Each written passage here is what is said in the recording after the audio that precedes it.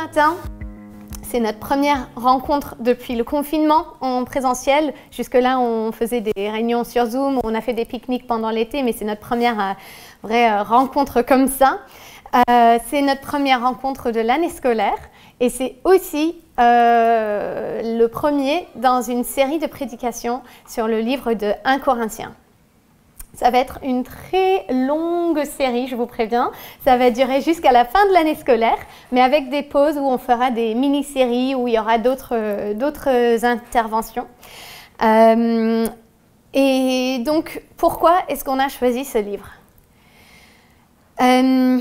Mercredi prochain, donc ce mercredi, ça va faire 2 ans depuis notre première rencontre dans ce lieu. Avant, on a fait quelques mois de rencontres dans des maisons, mais là, ça fait 2 ans qu'on se réunit publiquement en tant qu'Église. Et il y a même des personnes ici présentes qui sont là depuis le début. Flore, Niki Gemma, JD, Muriel, Nathan, moi. Oui, merci d'avoir fait ce chemin avec nous et de continuer encore. Et depuis ce début, donc il y a 2 ans, nous nous sommes vraiment focalisés sur le besoin de poser de bonnes fondations. Donc il nous semblait vraiment important de commencer comme ça pour pouvoir bien bâtir par la suite. Nous avons donc fait des séries comme Fondation, Un chrétien est, être un disciple, créer des disciples. Vous pouvez trouver tout ça sur notre site web, sur YouTube, etc. Si ça vous intéresse pour connaître un peu ce par quoi on est passé. Mais maintenant, c'est le moment de passer à quelque chose de plus pratique. Et il n'y a pas beaucoup plus pratique que le livre de 1 Corinthiens. Et voilà, me voilà en train de vous en parler. J'avoue, ça m'a fait un peu flipper quand Nathan m'a demandé d'ouvrir cette série, cette rentrée, ce déconfinement. Mais j'avoue que depuis qu'on a commencé cette église, je dis régulièrement à Nathan que j'ai envie qu'on soit une église comme ce qu'on lit dans le livre de 1 Corinthiens. Et ça l'embête un peu. Donc peut-être que certains d'entre vous ne savent pas pourquoi, ne savent peut-être pas de tête de quoi on parle dans le livre d'1 Corinthiens et pourquoi ce serait embêtant pour Nathan que je dise ça. Donc, je pose la question. Quand je dis 1 Corinthiens, à quoi est-ce que vous pensez?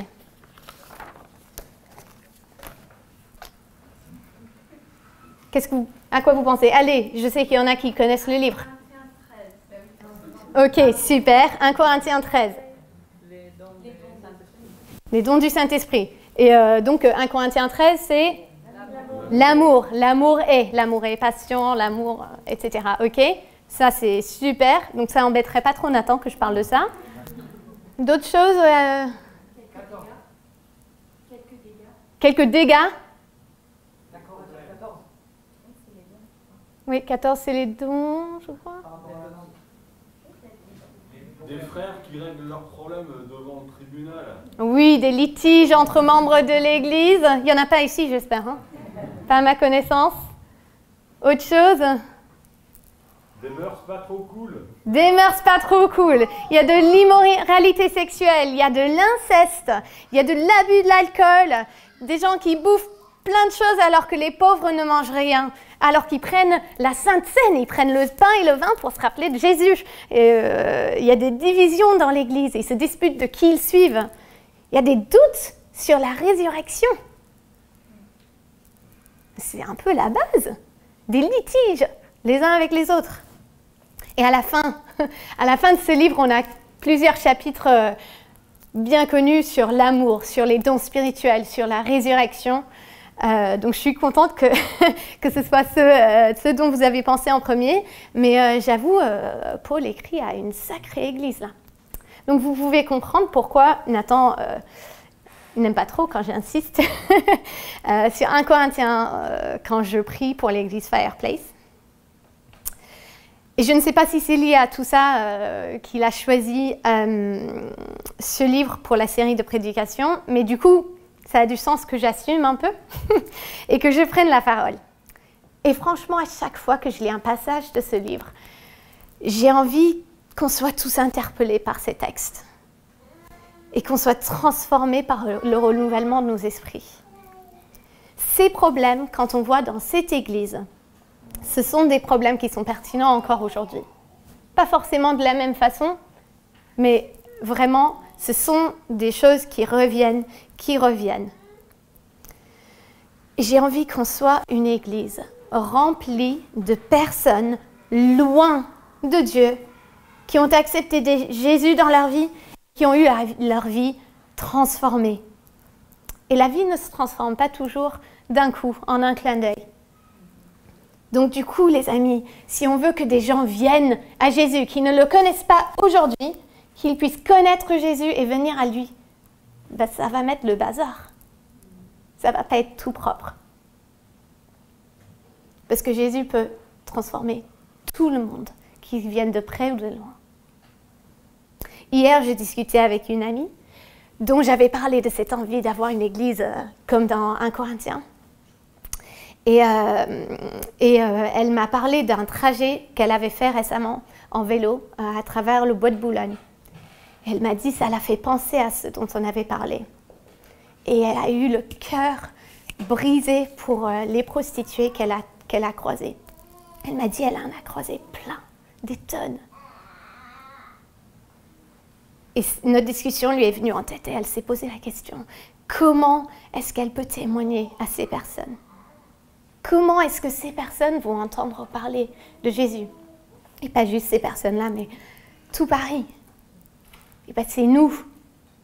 Il n'y a pas d'autre moyen. Donc voilà mon cœur. Alors qu'on traverse ce livre, courant cette année, je vous encourage à écouter ces paroles que Dieu nous souffle à travers Paul, à travers nos prédicateurs, pour nous aider à être une église selon le cœur de Dieu.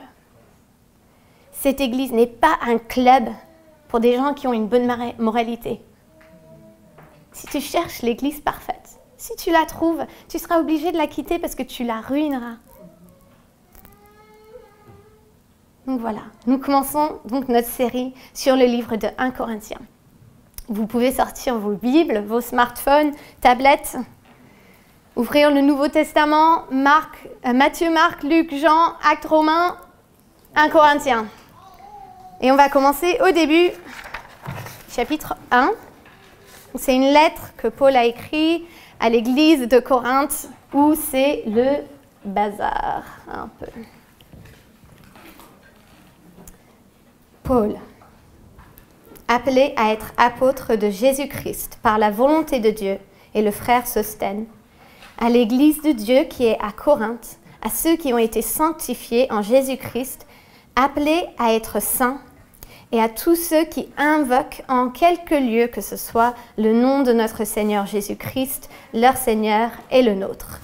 Que la grâce et la paix vous soient données de la part de Dieu, notre Père, et du Seigneur Jésus-Christ.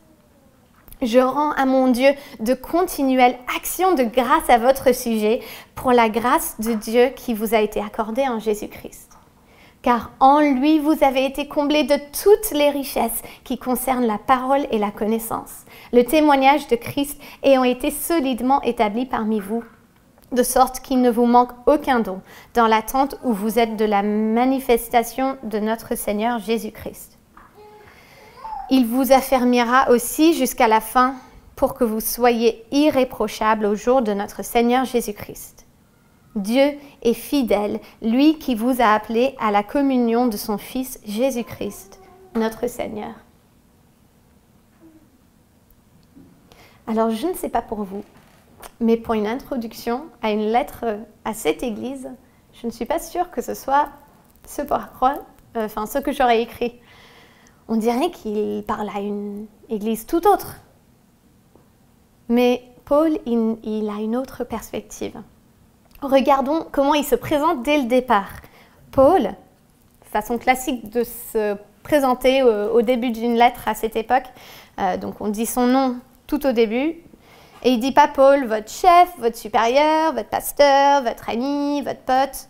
Non, il dit Paul, appelé à être apôtre de Jésus-Christ par la volonté de Dieu. Apôtre, pas nommé par lui-même, centré sur lui-même, mais apôtre de Jésus-Christ par la volonté de Dieu. Rien dans ce texte n'est centré sur Paul. Il ne vient pas dire « Hé, regardez-moi, je suis génial, vous faites n'importe quoi. » Pour être franche, le texte n'est même pas centré sur l'église à Corinthe. C'est vraiment centré sur Jésus. Et donc, à qui est-ce que Paul écrit? À l'église de Dieu qui est à Corinthe, à ceux qui ont été sanctifiés en Jésus-Christ, appelés à être saints, et à tous ceux qui invoquent en quelque lieu que ce soit le nom de notre Seigneur Jésus-Christ, leur Seigneur et le nôtre. C'est-à-dire, nous aussi. Nous sommes tous concernés par ce qui est écrit dans cette lettre.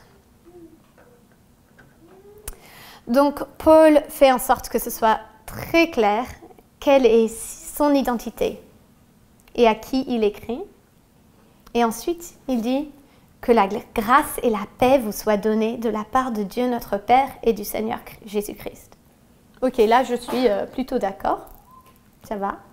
Mais ensuite, je rends à mon Dieu de continuelles actions de grâce à votre sujet pour la grâce de Dieu qui vous a été accordée en Jésus-Christ. Quoi? je lis ça, je me disais, mais ce ne serait pas le moment de dire j'ai eu des nouvelles de plusieurs personnes qui ont été dans votre église et franchement, les amis, c'est pas top là. Car en lui, vous avez été comblés de toutes les richesses. Oui, bon, les richesses, mais qui font que les riches sont en train de manger alors que d'autres ne mangent pas. Qui concernent la parole et la connaissance. Ben, si on parle de la parole, on peut se parler des disputes, des litiges au sein de l'Église, les divisions. Et pour la connaissance, il y en a, comme j'ai dit tout à l'heure, qui doutent même de la résurrection de Jésus. Le témoignage de Christ a été solidement établi parmi vous, de sorte qu'il ne vous manque aucun don dans l'attente où vous êtes de la manifestation de notre Seigneur Jésus-Christ. Bon, oui, je suis d'accord qu'il ne manque aucun don, mais à tel point que, à la fin, quand il y a le chapitre sur les dons spirituels, c'est parce que c'était le bazar et il faisait tout et n'importe quoi dans les réunions. Donc on va regarder un peu comment il fait pour parler comme ça à cette église. Mais d'abord, j'aimerais juste faire un petit aparté. Donc le verset 6, c'est marqué « Le témoignage de Christ ayant été solidement établi parmi vous ». Ça faisait 5 ans que Paul avait témoigné à Corinthe et il voit que le témoignage qu'il a donné a été solidement établi. Peut-être que vous êtes ici et que vous ne connaissez pas le témoignage dont il parle. Il s'agit du témoignage que Jésus-Christ, Fils de Dieu, est descendu du ciel pour vivre parmi nous. Il a vécu sans péché. Il est mort à la croix pour être le sacrifice parfait, pour couvrir nos péchés, pour payer notre dette, pour effacer toute la distance qui nous sépare de Dieu. 3 jours plus tard, il est ressuscité des morts et il est retourné auprès du Père. Et un jour, il reviendra et nous vivrons éternellement dans la présence de Dieu sur une nouvelle terre, sans larmes, ni douleur, ni mort. C'est ça, le témoignage dont Dieu parle. Et il a invité les personnes à Corinthe à mettre leur foi en Jésus. Et vous pouvez en lire plus en prenant les évangiles, les 4 premiers livres du Nouveau Testament. Vous pouvez lire ça dans une Bible ou en téléchargeant une application de la Bible.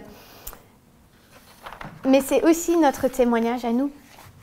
Plusieurs d'entre nous ici, nous avons accepté Jésus, nous l'avons connu comme Seigneur et Sauveur dans nos vies. Et Dieu agit encore dans nos vies aujourd'hui.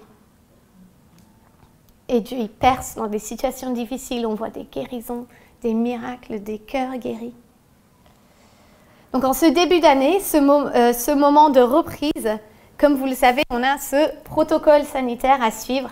À la fin, on va vous inviter les uns après les autres à partir par là, faire le tour et sortir dehors. Et donc, normalement, on resterait, on discuterait, etc. Et là, ça ne va pas être possible. Mais on a la chance, il ne pleut pas. On peut rester dehors pour discuter. Et j'aimerais inviter des personnes qui sont membres de cette église, qui font partie de cette église, de proposer, de raconter leur témoignage de comment Dieu a œuvré dans vos vies à des personnes quand vous serez dehors. En fait, une partie de l'idée derrière ça, c'est qu'il y a plein de personnes qui sont nouveaux ici. D'ailleurs, si c'est votre première, deuxième ou troisième fois à venir à une célébration Fireplace, est-ce que vous pouvez juste lever la main? Donc regardez un peu autour. Vous êtes beaucoup à être nouveaux. Vous pensez peut-être que tout le monde a l'habitude, mais c'est pas vrai, c'est la moitié d'entre nous. Vous êtes beaucoup de nouveaux. Donc bienvenue encore. Et donc est-ce que je peux demander à des personnes de Fireplace à être courageux et à vous lever rapidement, si vous êtes d'accord, à la sortie de l'église, à témoigner à qui que ce soit qui vienne, qui dit « Je suis nouveau, parle-moi de ton témoignage ». Levez-vous si vous êtes partant. Ok, regardez bien, ce sont des personnes, vous pouvez leur poser des questions, n'hésitez pas. Ils ne font pas peur, ils sont très très gentils. Ouais, tous, c'est que des gentils qui se sont levés, c'est bon.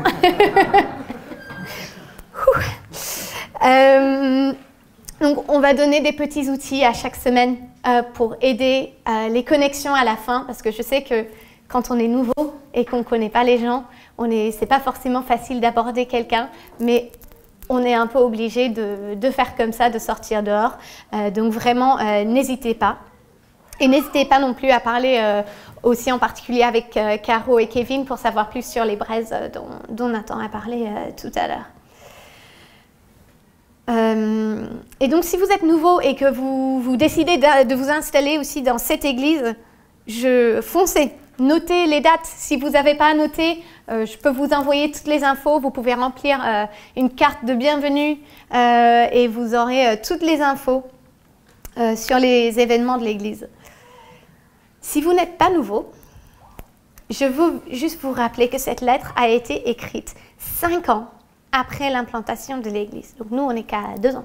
Là, c'était 5 ans.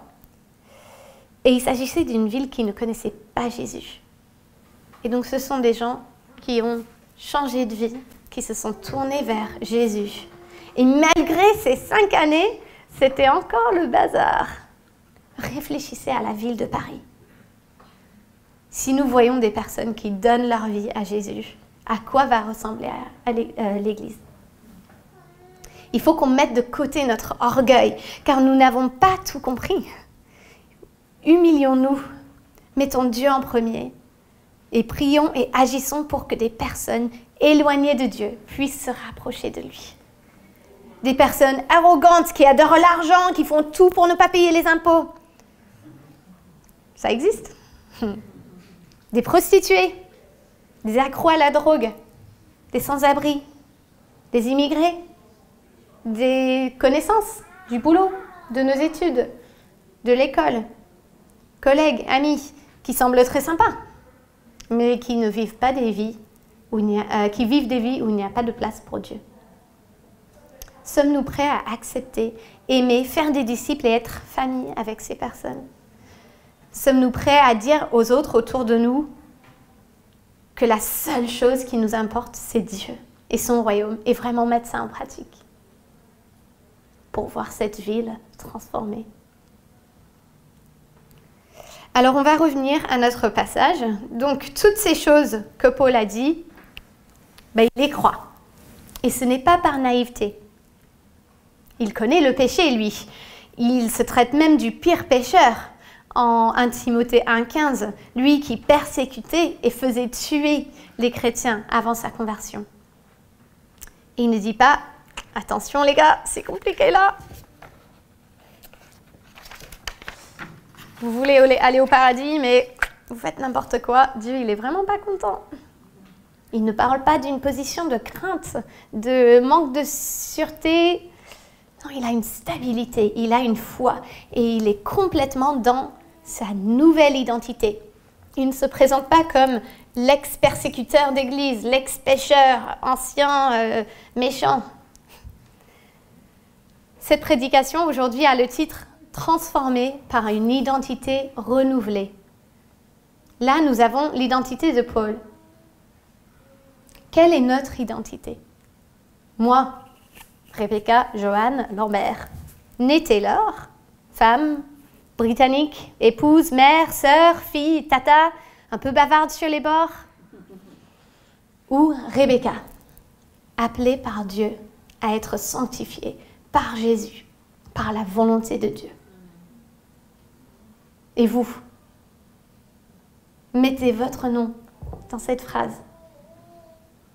Quand Paul dit toutes ces bonnes choses sur l'église de Corinthe, il dit, dis constamment à mon Dieu toute ma reconnaissance à votre sujet pour la grâce de Dieu qui vous a été accordée en Christ. En lui, vous avez été comblés de toutes les richesses. Notre identité, quand on accepte Jésus, est en Christ. Jésus-Christ qui est mentionné 9 fois dans ces 9 versets, car c'est lui qui est au centre de tout. Nous sommes cachés en Christ. Notre identité est en lui. Ça veut dire que quand Dieu nous regarde, il voit Jésus. Sa pureté, sa perfection.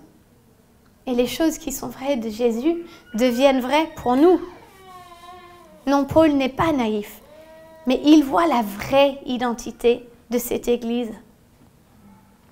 Et cette identité-là est la nôtre aussi. En Jésus et par sa grâce, nous sommes sauvés et en lui, nous avons toute richesse. Waouh! Jésus est le Fils de Dieu. Et Jean 1,12 nous dit, à tous ceux qui ont accepté Jésus, à ceux qui croient en son nom, il a donné le droit de devenir enfants de Dieu. Ce qui est vrai de Jésus est vrai sur nous. Comment est-ce que Dieu le Père voit Dieu le Fils? Il l'aime tellement. Et c'est comme ça qu'il nous voit. C'est comme ça qu'il nous considère. J'étais vraiment interpellée quand on chantait « Loin, loin, mon péché, j'étais au loin ». Tellement loin que Dieu ne voit plus. C'est pas dans l'autre pièce. C'est loin, c'est parti, c'est effacé, c'est fini. 2 Corinthiens 5, verset 21, « Nous devenons la justice de Dieu ». Waouh! Nous, pécheurs. Donc pendant tout ce texte, Paul parle de la relation avec Christ, avec chaque chose qu'il dit. Il regarde à la vie de l'église de Corinthe, il regarde le passé et il regarde vers l'avenir de cette église de Corinthe pour parler de leur identité en Christ. Donc par rapport au passé, en verset 2, il parle de ceux qui ont été sanctifiés. Ont été, c'est-à-dire c'est une action passée, terminée, finie. La sanctification peut avoir 2 sens. Il peut s'agir du moment de la conversion, où on devient saint, et il peut s'agir du processus de sanctification d'un disciple qui est transformé pour ressembler plus à Jésus. Et là, il est clair qu'il parle du premier, du moment de conversion. Donc, ils ont été sanctifiés, c'est fait. Leur identité maintenant est en Christ. À partir de ce moment-là. Et puis, il regarde vers l'avenir. Quel est l'avenir de cette église dans la foi? Dans 1 Corinthiens 15, verset 1, Paul dit « Je vous rappelle, frères et sœurs, l'évangile que je vous ai annoncé, que vous avez reçu et dans lequel vous tenez ferme, je suis allée trop vite, et dans lequel vous tenez ferme. Il faut tenir ferme dans la foi. » Et dans les derniers versets du passage de ce matin, Paul nous donne la clé pour ça. Parce que du coup, est-ce que je vais rester chrétien? Est-ce que je vais rester en Christ? Est-ce que ma nouvelle identité, elle va m'être reprise? Il, verset 8, Jésus-Christ, vous affermira jusqu'à la fin pour que vous soyez irréprochables au jour de notre Seigneur Jésus-Christ. Dieu est fidèle, lui qui vous a appelés à la communion de son Fils, Jésus-Christ, notre Seigneur. C'est Dieu lui-même qui les affermira, qui nous affermira. C'est Dieu qui les a appelés, ce Dieu-là qui les a sanctifiés, c'est lui aussi qui les gardera dans la foi. Et pourquoi? Parce que Dieu est fidèle. L'invitation à faire partie de la famille de Dieu, c'est pas juste une petite carte qu'on nous donne et on coche oui ou non. L'invitation de Dieu est comme une invitation au meilleur repas que vous avez jamais mangé de la vie. Avec le super babysitter déjà organisé, déjà payé, limousine qui vient te chercher, et en plus une femme de ménage qui vient tout nettoyer pendant qu'on n'est pas là. Ah, moi, je dis oui. C'est de cette façon-là que Dieu nous appelle. Il ne s'est pas arrêté à nous appeler. Il a envoyé son Fils unique, Jésus-Christ, pour payer le prix de notre péché à notre place. Et c'est lui aussi qui nous garde et qui nous donne la capacité de persévérer. Waouh!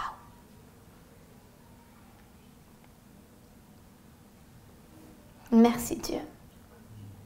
Oh, merci parce que tu as tout fait. Merci pour cette invitation. Et merci parce que tu nous gardes chaque jour et jusqu'à la fin de nos vies quand on fera face à toi.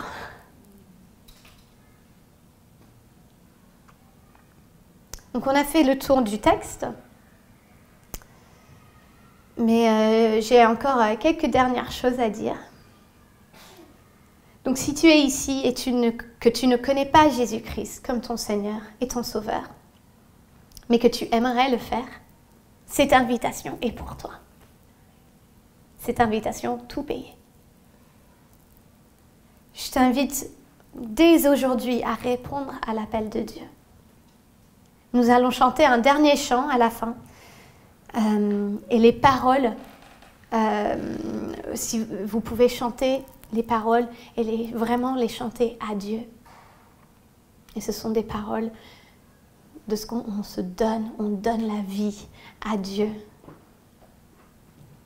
Et n'hésitez pas à venir parler avec nous, avec ceux qui se sont levés tout à l'heure, avec Nathan, avec moi. Vraiment, on serait vraiment content de parler avec vous, de vous aider dans votre cheminement dans la foi, de te donner une Bible si tu n'en as pas. Voilà, et de prier pour toi. Saisis l'occasion. Ne laisse pas passer ce moment. Si vous êtes interpellé, même si vous voulez juste en savoir plus, n'hésitez pas. Si tu es là et que tu crois en Jésus, mais que tu n'as pas cette assurance ferme que c'est Dieu qui a tout fait et que c'est Dieu qui fait tout pour te garder, je veux te rassurer. C'est vraiment, vraiment, vraiment, vraiment vrai. Laisse-toi accepter cette vérité. Et pose-toi la question, si c'est vrai, qu'est-ce que ça change dans ma vie? Laisse-toi transformer par l'Évangile, par l'œuvre de Jésus. Passe du temps dans sa présence, à prier, à apprendre plus sur lui, en ouvrant la Bible, en la laissant te transformer. Et puis participe à la vie de l'Église pour grandir en famille. Et pour tous les autres, prenons un moment pour réfléchir. Est-ce qu'il t'est arrivé d'exclure quelqu'un ou un groupe ou type de personnes de l'Église ou de la foi? Ils sont un peu loin. Je ne suis pas sûre s'ils feraient des bons chrétiens. Ou est-ce que c'est ceux qui sont malades, qui ont besoin d'un médecin? Est-ce que c'est les personnes qui sont perdues, qui ont besoin que quelqu'un leur montre le chemin?